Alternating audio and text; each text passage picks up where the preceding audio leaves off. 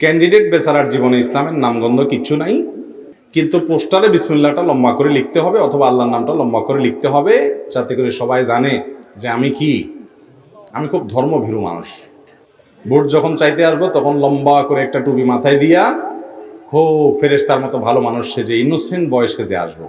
আমি যে ডাকাত, টিনচোর, গমচোর, 2 নম্বর, সেটা লুকায় রেখে এরকম আসতে হবে।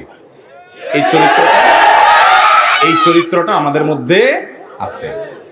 যেই জোরে ঠিক বলছেন তাতে মনে হয় যে হুজুর দিছে প্রার্থীদের কেসকে বাঁশ এবার নিজেও কিছু খান। এইরকম ভণ্ডামি, অর্থাৎ মানুষের সামনে ফেরেশতা সাজা, আসলে দুনিয়ার 2 নম্বরই। এগুলো আমাদের সবার মধ্যে কম বেশ আছে না নেই? এই কপটতা ইমানদারের চরিত্র না, এই 2 নম্বরই ইমানদারের চরিত্র।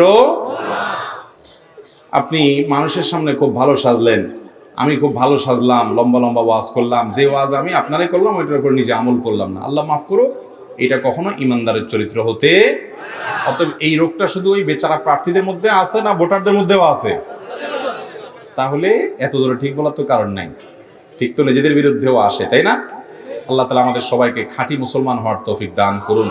আমাদের কথা এবং কাজে যেন মিল থাকে, আমরা যেন 2 নম্বরে না করি, বাটপারি না করি, চিটারি না করি, প্রতারণা না করি, খাঁটি মানুষ হই, যার ভেতর এবং বাহির এক, 2টা পরিচয় না থাকে। এই 2টা রূপের কারণেই পোস্টারে দেখেন যে বিসমিল্লাহির রহমানির রহিম লম্বা করে লেখা, অথচ ওই ক্যান্ডিডেটই তার প্রচারণার জন্য বহুত ইজি বাইক ভাড়া করে সেখানে সামনে একটা পিছনে একটা মাইক লাগায় এলাকাবাসীকে চাইলেও গান শোনায়, না চাইলেও গান শোনায়। দেখুন, পোস্টারে বিসমিল্লাহির রহমানির রহিম লেখা, এই বিষয়টা ওই সময় অনুচিত।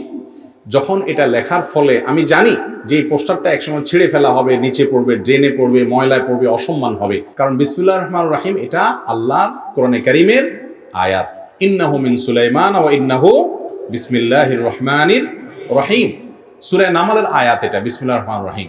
আপনি পোস্টারে লাগাইলেন রাজনৈতিক উদ্দেশ্য হাসিলের জন্য অথবা অন্য কোনো উদ্দেশ্যে, কিংবা আপনি ভালো উদ্দেশ্যেও যদি উল্লেখ করেন, এরপরে আপনি জানেন এটা যেন তেন ভাবে ছিঁড়ে ফেলা হবে, পায়ের নিচে পড়বে, ড্রেনে পড়বে, ময়লা আবর্জনার সাথে মিশবে এবং যেন তেন ভাবে এটার অপব্যবহার হবে, অসম্মান হবে, তাহলে আপনি এই জায়গায় আল্লাহর নামটা এভাবে লেখাটা উচিত না।